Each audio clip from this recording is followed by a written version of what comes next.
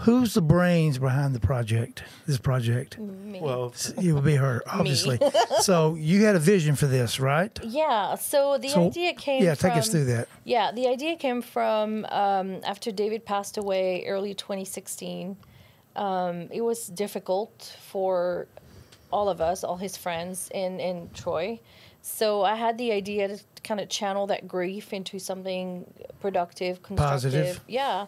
And we were talking one time, and I remember where we were. We're in the car talking, and I had the idea of, how about, we're trying to tell his story. And at the time, I did not know, obviously, where it was going to take us. I knew I wanted to do some kind of documentary and we had footage, and we knew his friends here locally. Mm-hmm. And it actually turned out to be something so much more.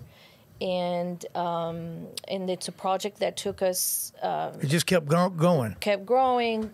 We traveled across the U.S., and then we interviewed a lot of people that he had crossed paths over the years, and people who have made a career in the music business. And so it just kind of grew from there. And it turned out. Yeah, to we be had no idea it a was going project. to take us where it did, because originally we were like, well, we'll interview some local people, be a documentary we can probably put on YouTube or something. But then it just kind of, one person led us to another person, which led us to another person. Then we end up, interviewing like Ted Nugent, and there's a couple of guys from Night Ranger, and Bo Hill, who produced, some of the legendary albums of the hair metal of the 80s. Did you ever just pinch yourself and go, I can't believe this is happening? It's kind of crazy. Yeah. Yeah, I remember we were at Bo Hill's house in Austin, and I remember Troy having that weird moment where he remembered buying an album and reading the cover of the CD and seeing Bo Hill's name. And you were there. Yeah, we're at his house. Yeah, I said, man, That's surreal.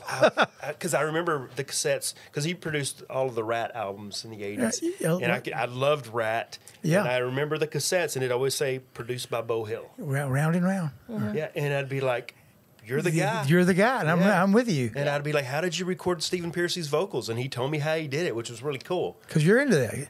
Yeah, I love music production. So that's my next question. My first love is probably music and music production. Video sort of... so what's your background? What's your background in music? Well, I had a drum set. My mom got me a drum set when I was like 14. I had my first band at 15, playing... Garage band. Yeah, we having fun. We weren't very good, but we had fun. We didn't have a singer. We'd kind of make up our own songs because we weren't good enough to, play anybody else's songs. So sure. So we just kind of play, and we had a few gigs here and there, but all through the 90s I had a band, and then early 2000s had another band. So, and me and my brother have always played together. I was always the guitar player and the singer, and my brother was the drummer, and we'd always kind of get different bass players throughout the years. So music is my love for sure. Right. And so you enjoyed doing this documentary just as much as her, probably. I mean, I still get chills when we watch it and seeing some of the clips. But where did you get the video? Do you have video? I haven't seen the documentary. I'm going to be there. But do you have video footage of David playing? Oh yeah. But did you? Where'd you get that at? I mean, did you have it personally, or? Well, we had some. Because you can look it up on YouTube. We got some of it off YouTube of course, we asked for permission from the people that we got it from. Right. But we have some just from the recent years that I've gone to a show and videoed with my phone and stuff. And then a lot of people gave us footage and pictures. Johnny Big, who's in the documentary, he gave us some footage from like the early 80s. San and Margie Davis gave us some video clips from Waterworks and Stuff You Call and stuff. So, I mean, we just kind of... Waterworks here? Yeah. The one that oh, wow. That was the place to play back in the day. Yeah. So, some of the older video is really cool to see.